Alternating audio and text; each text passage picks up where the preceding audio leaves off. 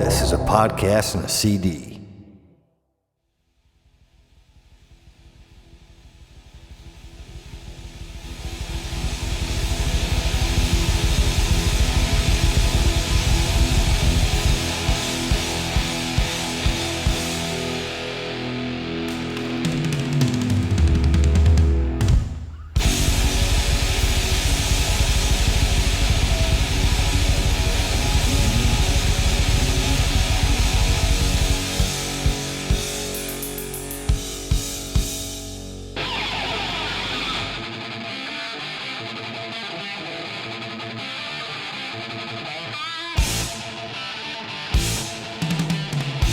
All right, welcome to a podcast and CD. This is Nick, and I'm back with a new band today. Decided to take a break from the Megadeth stuff after The World Needs a Hero and move on to do some Metallica stuff, which would be as far as my musical journey, that'd be the next logical step to go with is Metallica. So it's, I guess real quick, last week I recorded this show and accidentally erased it, which whatever. I got a new setup going here, and I was going to show my one buddy Ryan like what this sounds like, if it's comparable to the other equipment, and I came to find out that I was pretty tired when I finished the night recording and deleted the wrong file. Anyway, so the show would have got out a little sooner, but I had a very busy week and did not have time to record it throughout the week. So anyways, I'm back now recording, moving on to Metallica, which obviously the first album is Kill 'Em All from 1983. And my Megadeth my Metallica kind of journey is pretty similar to Megadeth. I mean, Megadeth was my first favorite band, but I was in, we listened to like Anthrax and Slayer and Megadeth basically, which I said on the earlier shows of Megadeth. But from what I remember the first song my brother heard that was metal was Among the Living by Anthrax, and he loved that song. And I remember the first song I ever heard that I was just like, whoa, what is that? It was One by Metallica. And when that was in the 80s, so obviously after 88 or that year or something like that, which, I know is like a radio song and maybe considered a poser song or whatever, but I pretty much grew up listening to like the Beatles and Elvis and like Paul McCartney's solo stuff. And yeah, when I heard Metallica, it pretty much blew my mind at a pretty young age. I was just like, that's awesome, oh my goodness. And then fast forward till basically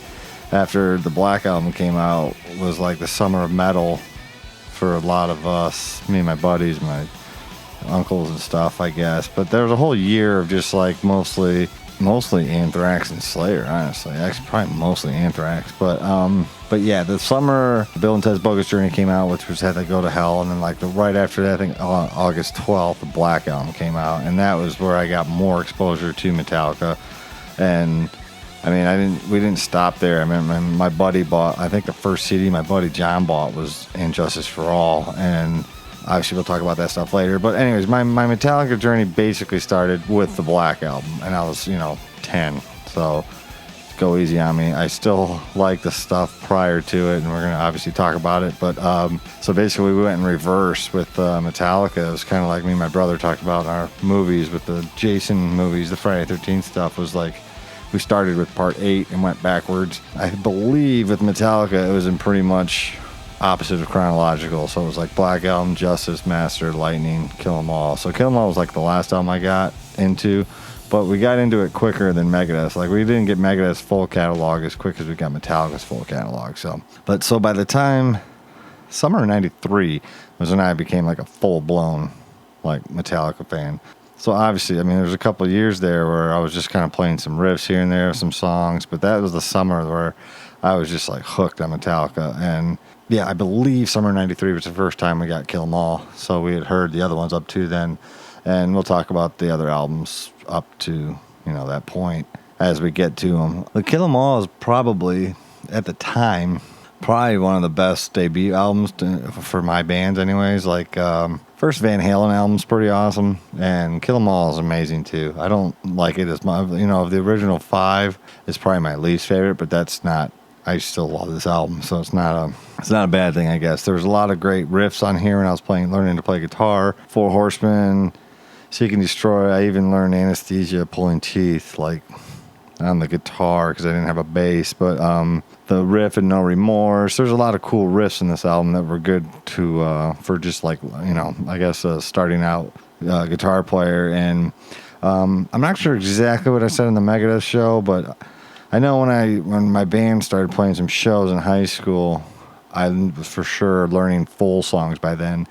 But I believe Metallica, I think it was Four Horsemen, was the first song I could play the whole way through. And that was cool, too, to me when I was young because it's a long song.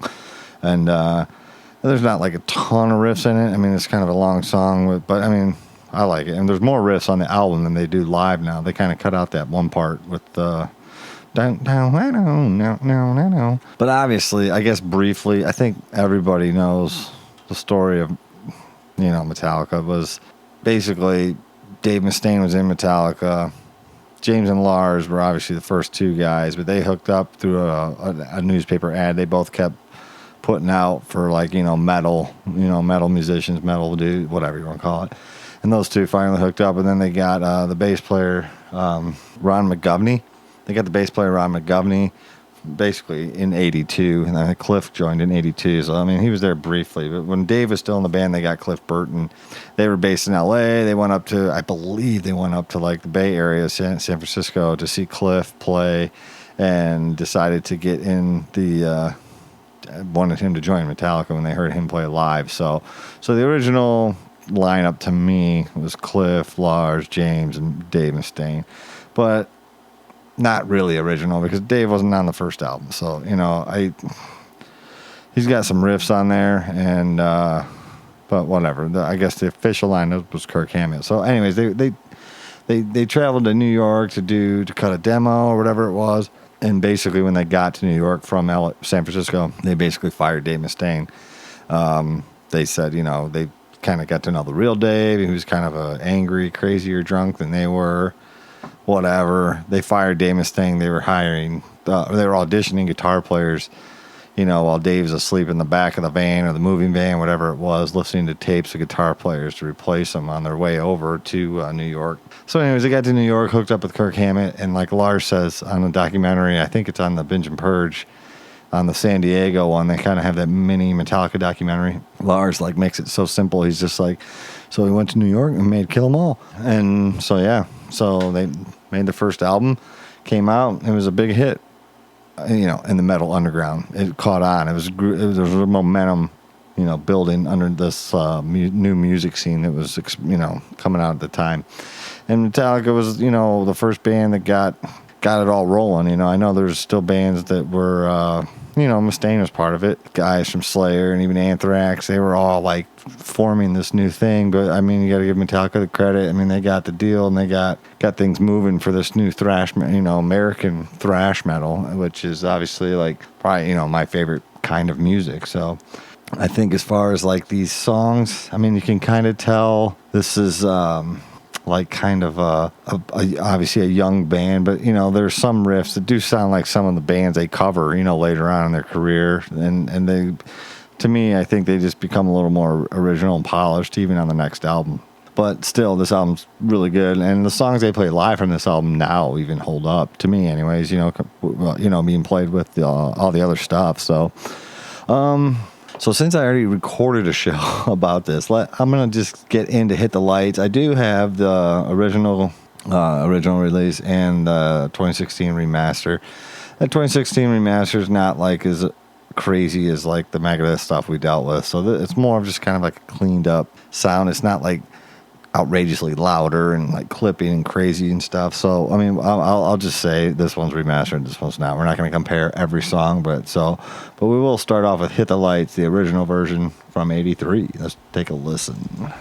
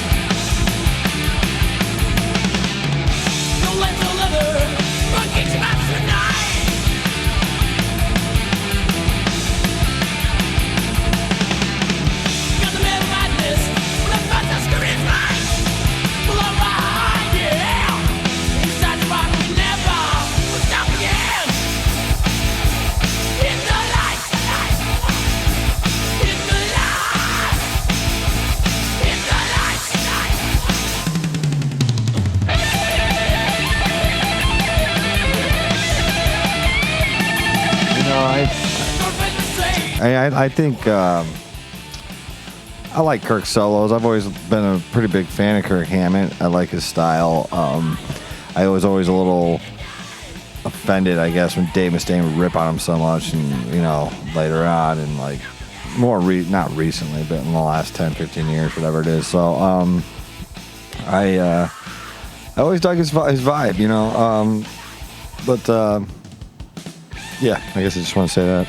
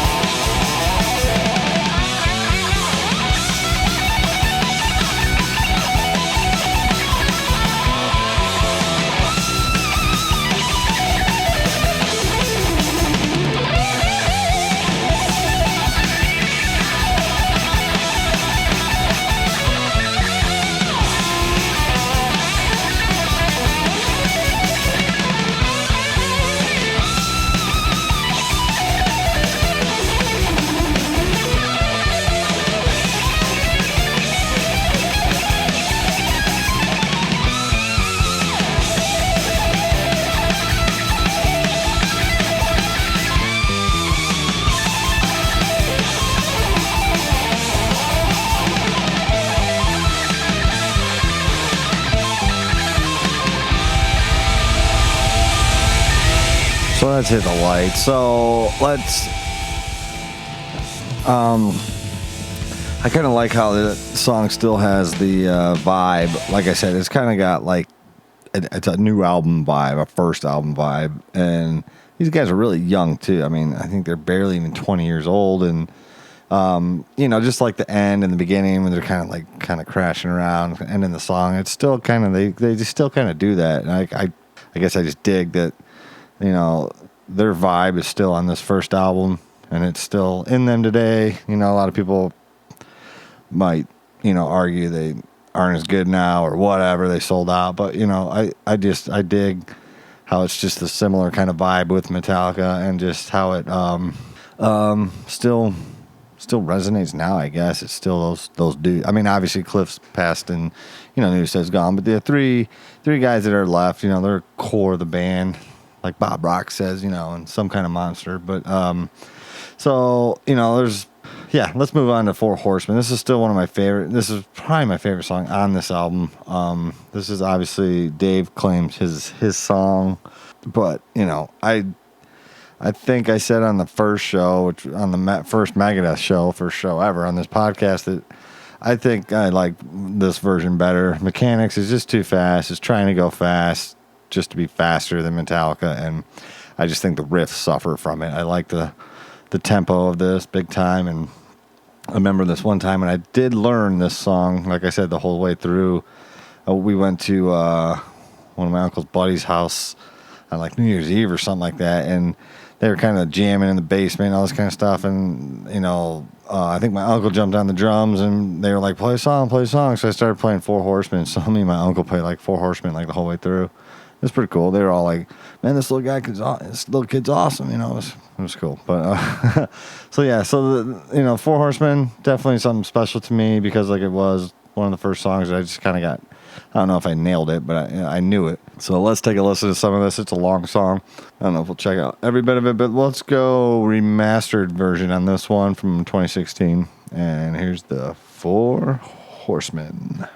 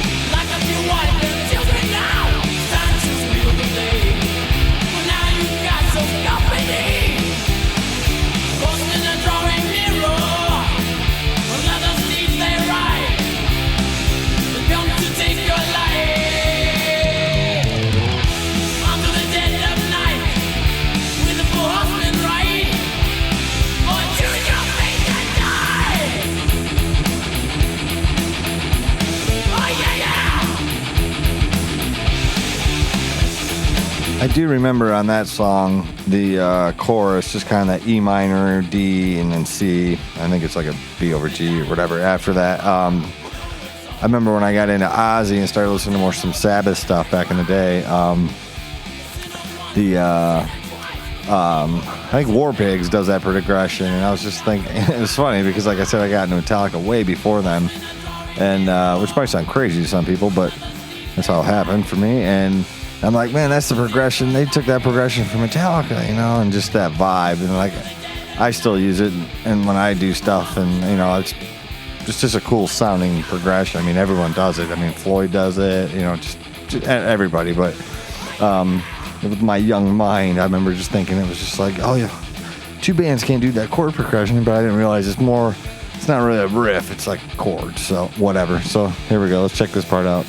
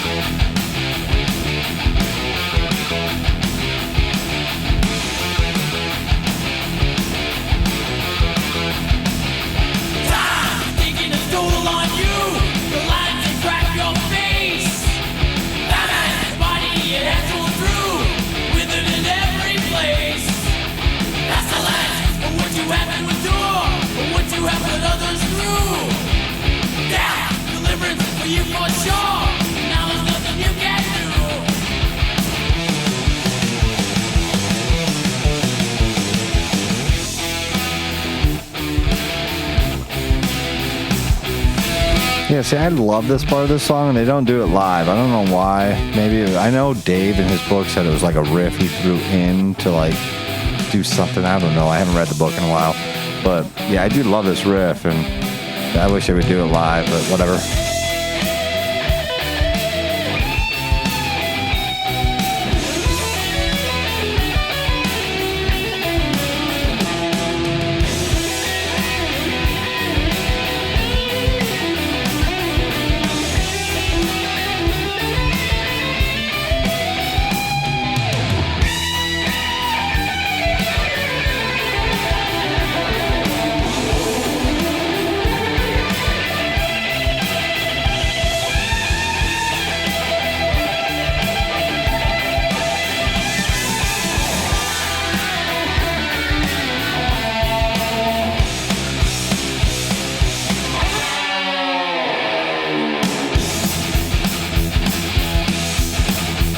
I don't know if there's any X-Men fans out there, but there was an Apocalypse that came out last year.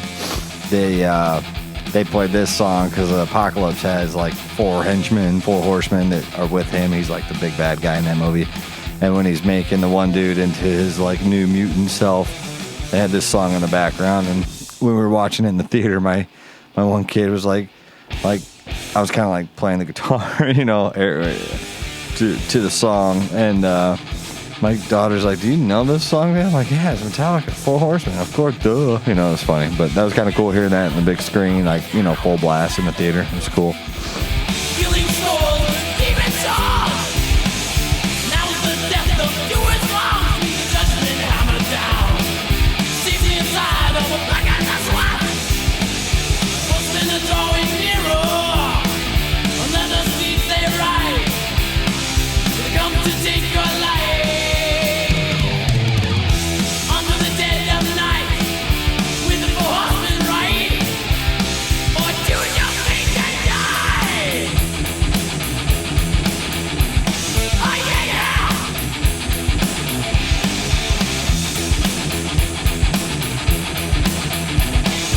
Funny too, because I got into Metallica, like I said, backwards, and like Lars, I ride on Justice or Metallica, Black Album.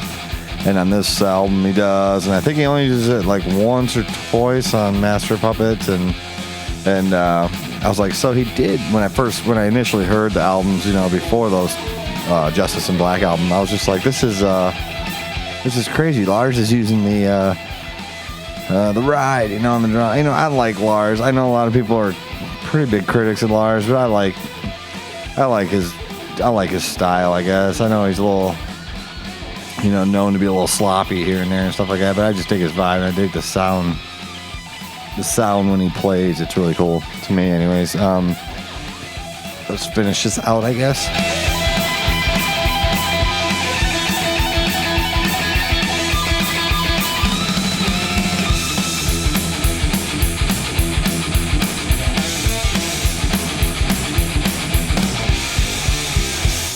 Let's take a peek to, what do you call it? Mexico City from Binge and Purge. See what he does there instead of the ride. I don't think he uses the ride on any of that stuff. Skip ahead a bit.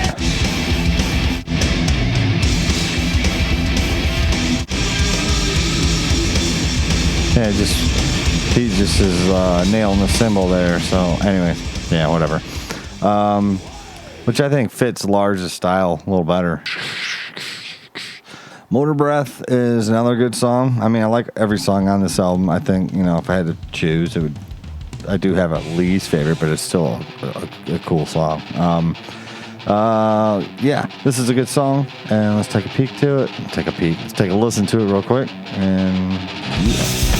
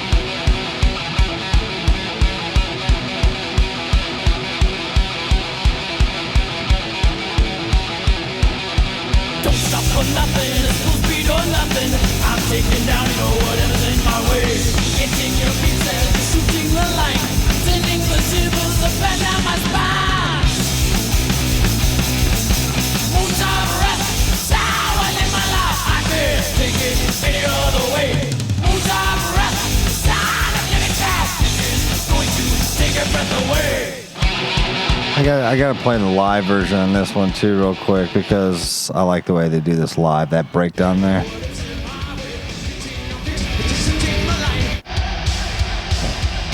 Yeah, I just like that vibe. Let me go back to it. There we go.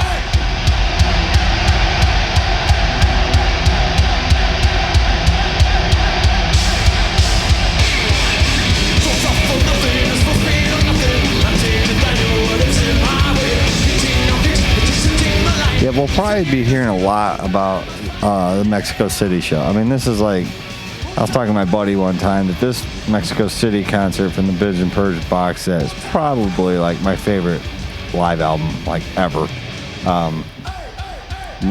I might disagree with myself in the future when I start thinking about stuff more, but I might even do a show just based on this live CD, which is kind of weird, I guess. But like I said, it's an awesome one. And yeah, let's listen to Kirk jam it out. Kirk the Ripper. Just kidding.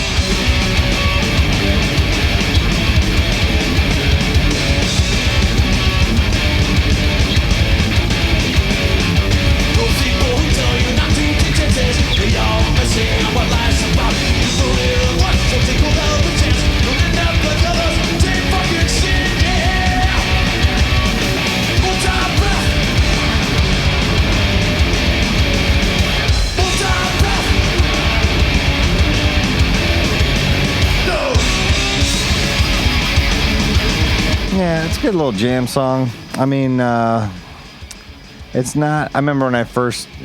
It sounds dumb, but like I'm like Motor Breath. Isn't that a band? It's like no, dude. The band's Motorhead, but whatever. Like, remember I was like really young and I knew nothing about like rock and roll or metal. You know, I didn't know anything. Whatever. So, Jump in the Fire.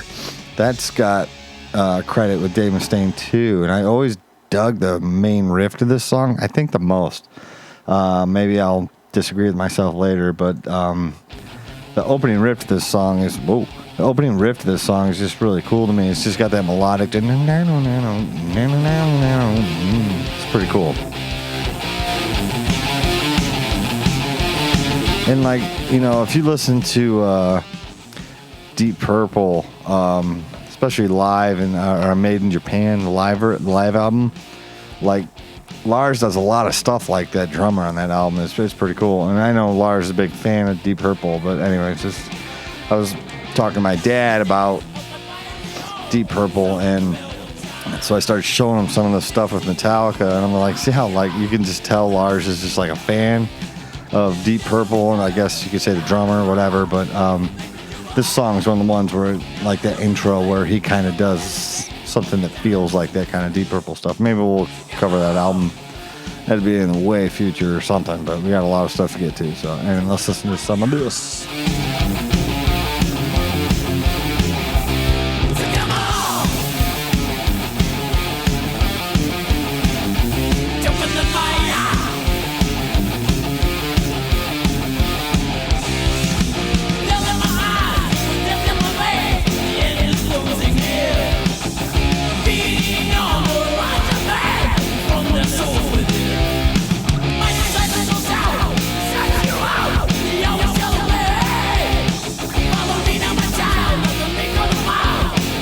You know, it's funny, I was thinking today, because like I said, I had to re-record this episode, that,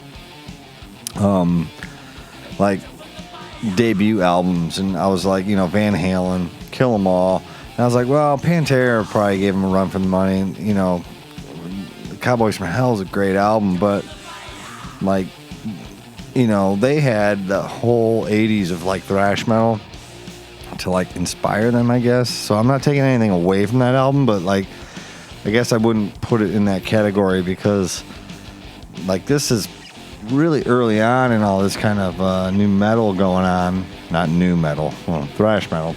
And, you know, like James that's a pretty big thing. I mean, like the rhythm guitars on left and right, just like just making a big wall of sound of guitars, and like now that's just like kind of a known thing to do. Like you record a rhythm track, you know, sometimes you do one in the middle, you know, but like, you know, I guess I give Metallica more credit because like they just, and whether Dave Mustaine wants to take credit for that, whatever, Metallica did it first. It's in print, it's in writing. So I guess there's debut albums that are like in a different generation. So, but in this generation, I would say like this and the first Van Halen album are probably my favorite debut albums. But like I said, this is all up to, you know, I might change my mind in the future. We'll see what happens. So let's hear some more of this.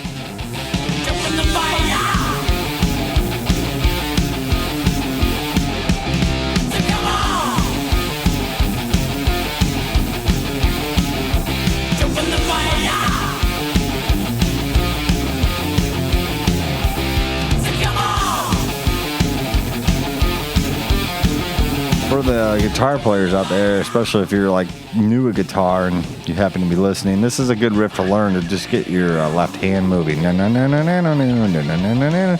not hard. Memorize it and just keep practicing it. You could even play it faster than they play. You know, like just to, it's a good riff to get your left hand moving. You know. Anyways, Kirk.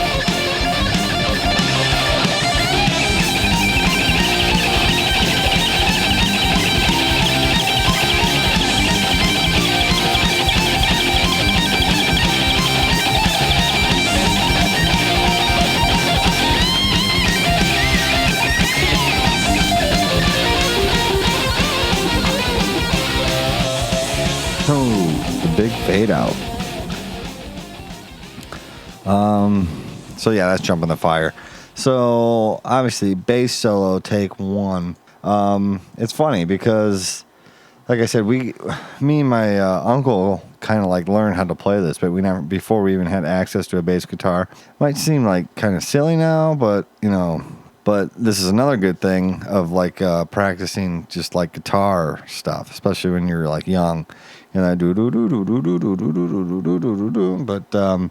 it's pretty cool though. Me and my buddies saw Metallica last week at Comerica Park in Detroit. And me, my uncle, and all my buddies, we had like a group text message going on. And actually, I think before my uncle got into the group text, he sent me. We were sending like screenshots of what Metallica songs we were listening to throughout the day, and he sent me this song, and I kind of like laughed, like, "Yeah, right, dude. They're not gonna do that." It was funny.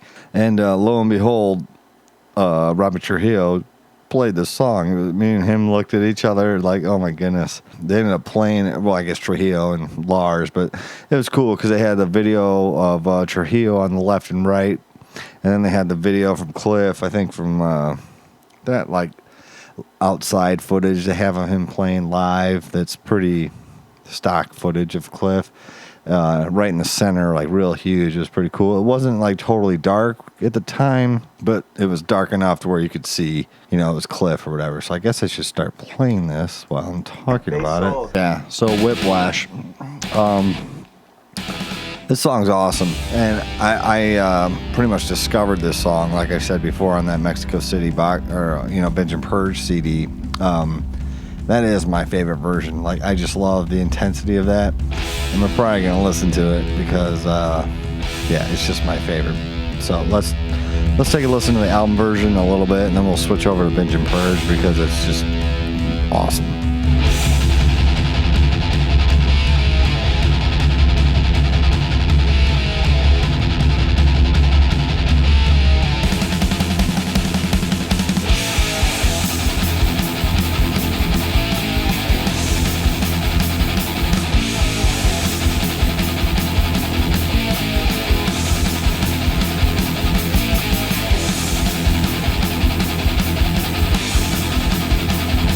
That's pretty awesome too. Like I said, again, like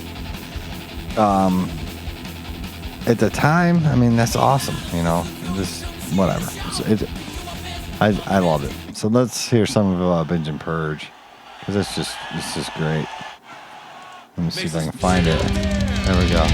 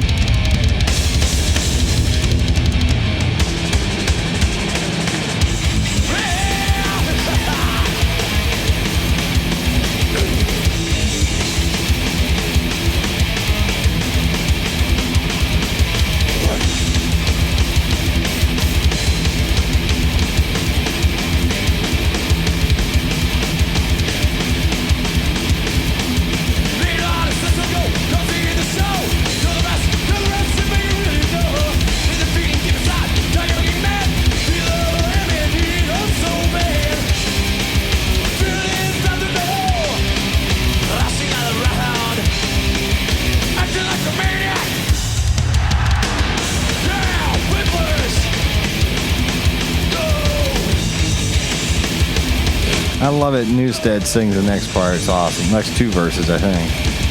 He was awesome. I wish he'd come back.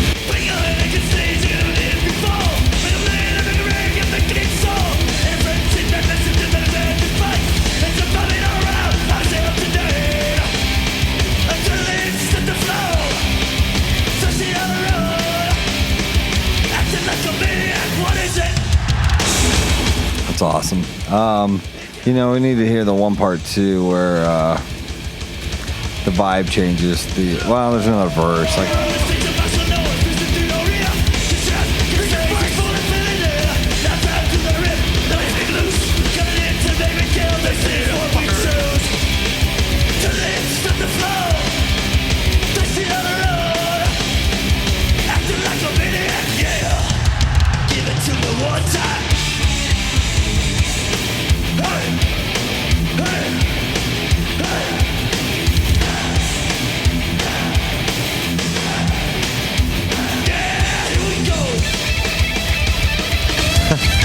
love the dual guitars, dual solos, just like almost Spinal Tap.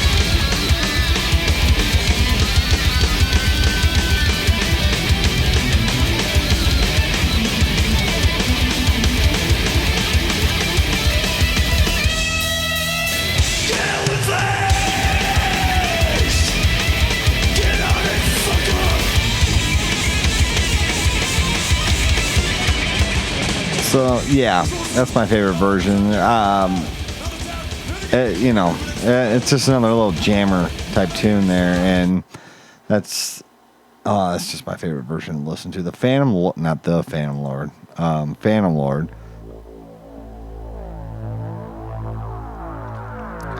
This would probably be the song I listen to the least on this album. I mean, it's not a bad song, but it's just like, you know. But with bands like Metallica, I always listen to the whole album. So, you know, it's not like, oh, I skip it when I hear it, but like, I never like sit down and go like, I want to hear Phantom Lord, I guess. That's what I'm saying. So, but it's a cool song though. Let's check it out.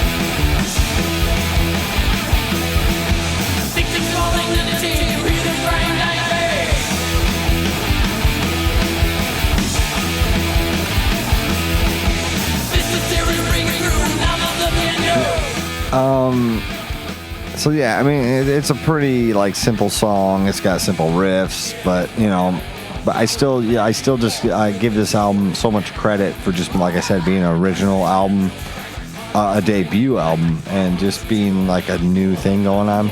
It's pretty awesome. So I guess I give it more. You know, if I heard another band doing this song, you know, like if a band put a song out now that sounds like this, it might be like, oh, that's pretty lame, you know, but you know. I don't know if I necessarily think that, but like you could argue that. But let's check out some more of this.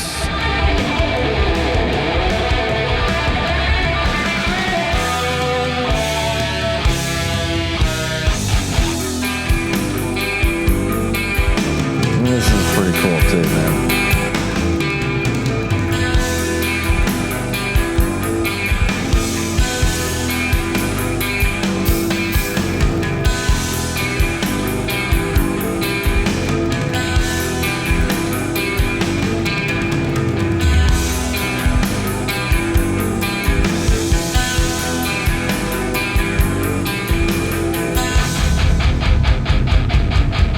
That always reminds me a little bit of, I guess, Eye of the Beholder reminds me of this. I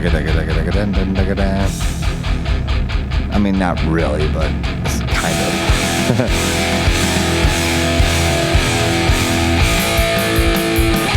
That's always the part of that song I always want to hear. And let me skip to the end.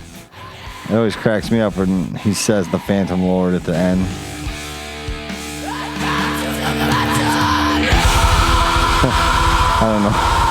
I don't know why, but yeah, you know. So I mean, yeah, it's Phantom Lord. What can I say about it? But Norrie Morse has an awesome riff to it that it's just, I think it was in a documentary I saw about them when I was, and it was showing them live. I think it was even with Mustang, and it's just like, I just love the one riff. And you know, I don't know if it's because I was like super young when I first like heard the riff, and just the vibe of it. It was really awesome. But it's and I think it's like kind of defined Metallica as like covers, just those bzz, bzz, bzz, bzz, and you know, I don't know. I mean, like I said, what this band is has always kind of been there, but they've been discovering it, I guess. Whatever. Let's hear it.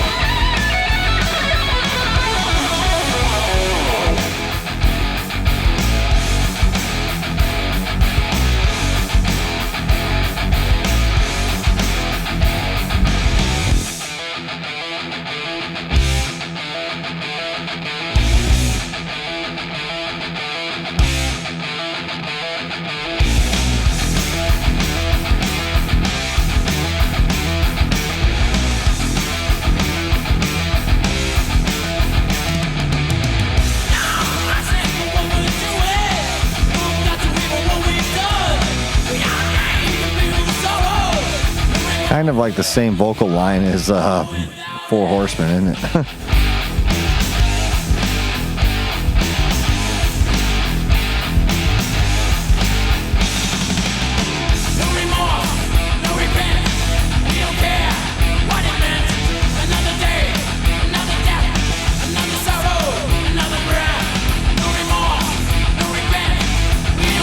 And that chorus riff is pretty awesome to me anyways. I mean, another kind of epic riff, especially concerning the time, you know, and what was going on musically at the time.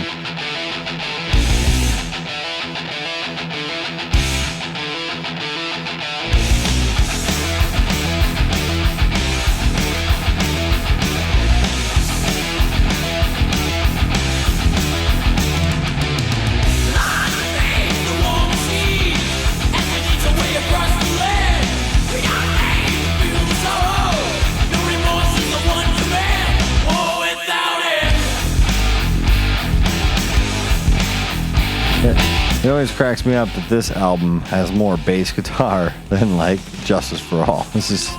We all know about that, but yeah, I mean, this is the remastered version, but I mean, even on the non-remastered, the original, you know, release, you know, the bass is still just more there, it's just doing something, you know, in the mix anyways. I mean, obviously Jason played on Justice, but, you know, so yeah, I mean, I don't want to go on too long with Kill 'Em All, I guess. So let's kind of move on to Seek and Destroy here. This song was always the song. I worked at a Guitar Center in 2000, 2001, and it's funny because in Wayne's World, when he's gonna play Stairway to Heaven, and they're like, you're not allowed to play that song in here. And even though I like this song, and I learned this song, you know, when I was young, and I mean, I was young then, but I was younger when I learned it, it was funny. It was just like, everyone that worked at Guitar Center was just like, dude, I hate Seek and Destroy, because like, everyone would come in and pick up a guitar, plug in, and go, dun dun dun dun dun dun. But, you know, I try to not let that stuff affect my opinions of songs, because, you know, like I said, I was a fan of the song before that, but it's just like, yeah, I get it. Like, I'm sick of hearing that riff being played. For me, it was more like, you're not playing it right. Can I show you how to play it? Let me give you here's a free lesson, you know. This song does have some cool riffs, so let's take a listen.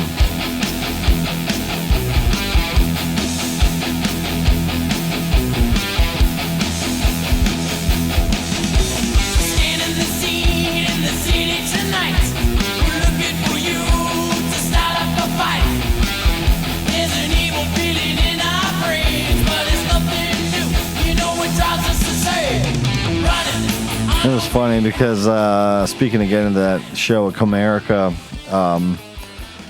Malcolm and I were talking like, dude, like I said, I like this song, but I've heard it live, you know, every time I've seen them, and I'm like, dude, play something else. And, you know, by the time they ended up playing this one at Comerica Park, but it was cool because we were on the floor, we had the general admission ticket, and they came out to kind of the front of that like circle that goes out, you know, around the snake pit, and so it was really cool because they were like really close to us. So I finally got to see Metallica pretty up close. It was a pretty epic experience because I'd always gotten like nosebleed tickets and just bad seats when I saw Metallica. So it's like I enjoyed myself. I could, it was them playing, but it wasn't like up close, and it was pretty cool seeing them play.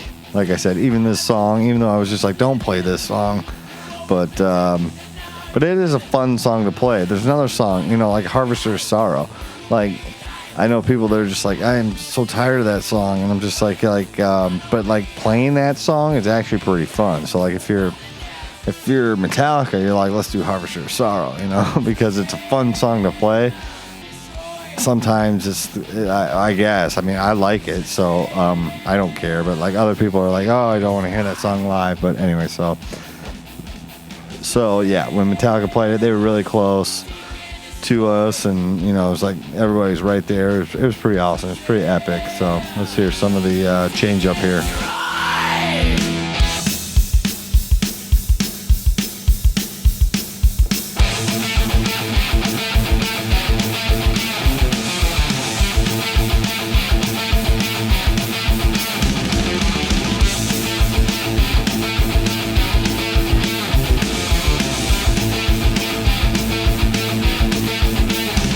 Love this solo.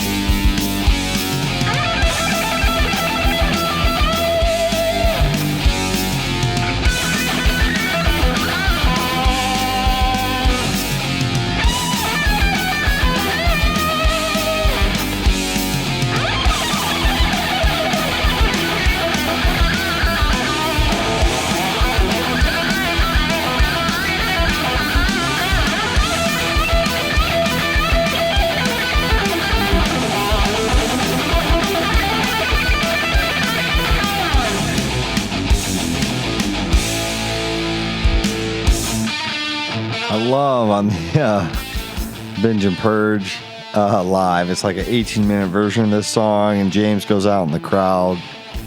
Maybe not in the crowd, but he's like, on the barricade, and he's having people, he's going searching, and the crowd goes seek and destroy.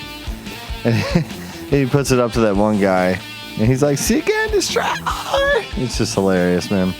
And even James laughs, it's, I could try to find it, but like, it'd probably take me forever. I guess let me try real quick. Come on.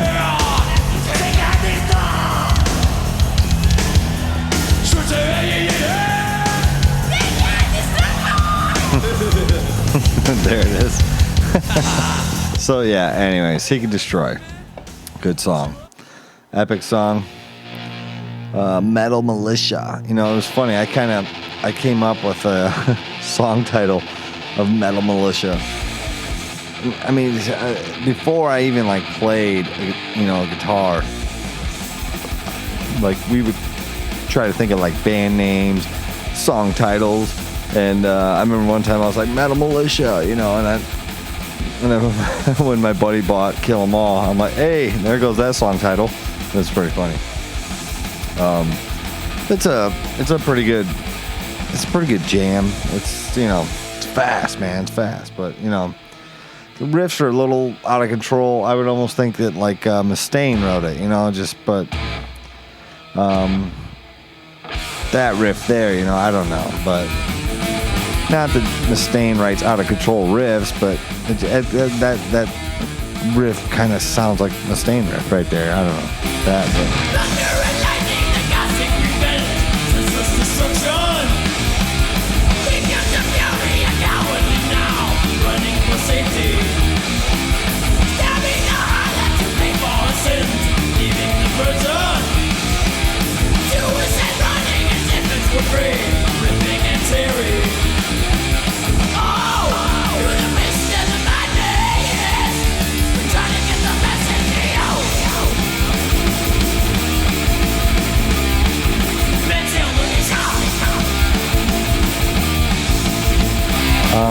Yeah, it's pretty. I always use like Lars terms when I talk about Metallica. It's pretty stock, and but it's cool. It's still a good song. It's got good solos. I don't know if "good's" the word, but I like Kirk's vibe when he starts like I probably do that too much when I like solo and play stuff. But I don't think I don't I don't think I'm Metallica by any means, but I'm just saying, like, that's sometimes my go-to is just like start shredding real fast, like, you know. But yeah, let's hear the end of this one.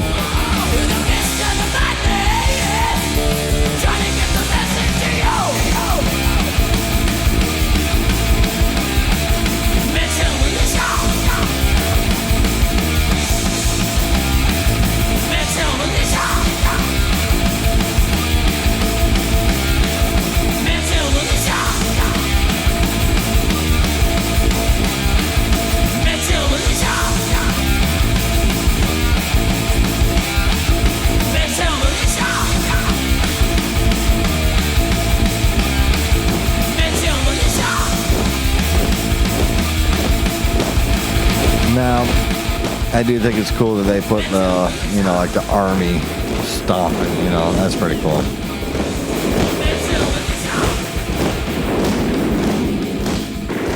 So, yeah, so I'm sure there's going to be times we talk about this album more, you know, later on in Metallica's, you know, catalog that we go through. But, you know, for now, and like I said, since I already recorded one of these shows, let's kick it over to Ride the Lightning, and let's get moved on here. Again, I mean, it's a pretty big compliment, I guess, that, you know, this is probably, this and like Van Halen are probably, I'd say, the best debut albums, for sure in their time, but maybe of all time as well. So yeah, let's end this show and get moved on to Ride the Lightning, because, I mean, that's a pretty good album. A lot of times it's voted like the best metal album of all time, you know, and I think it lives up to it. Again, based on when it came out and when, you know, when it was, it's pretty awesome. So, but, you know, Kill 'Em All, still pretty epic. It's awesome first album. You know, it's just the beginning of basically one of the most iconic bands of all time, really. So, you know, as far as like the title goes, I always kind of thought that this title didn't really fit Metallica's like I don't know if vibe's the word, but just like what Metallica is. Like, even, you know, on the next album, like Ride the Lightning is a way more, to me, unique album title, and just like, it seems to me like Kill 'Em All is just kind of like, let's just call this album Kill 'Em All, you know. I don't know, but it's fine. It's okay.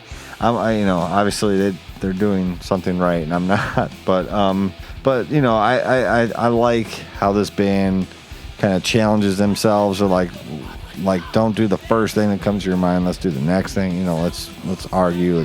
Let's fight within the band about stuff, and you know, so whatever.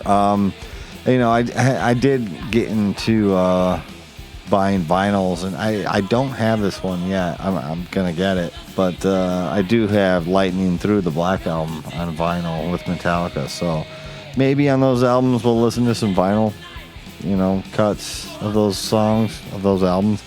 But we'll see what happens. But again, since I recorded this already, we're gonna wrap this up, and we're gonna get moved on to Ride the Lightning. So follow me on a podcast and a CD and Twitter, podcast and a CD at gmail.com, and a podcast and a CD.com. You can hear me and my brother on a podcast and movie.com, at podcast and a movie on Twitter. So next time we're going to be doing Ride the Lightning, and I apologize for the pause, but I was trying to decide what to do, you know, between this podcast and the last one. So yeah, again, thank you to everyone who's listening. I hope everybody's enjoying the show, and we'll keep moving on through these Metallica albums until we decide to maybe just go through them all, or stop and go to another band. We'll go back and forth maybe. So let's end this one. It's been a good time. Everyone check out Kill 'Em All. You know, listen to it if you don't have it. Check it out. It's really worth it. It's a good album, good epic debut album, like I've said a million times. So all right, let's get out of here. Until next time, this is a podcast and a CD, and I'm Nick.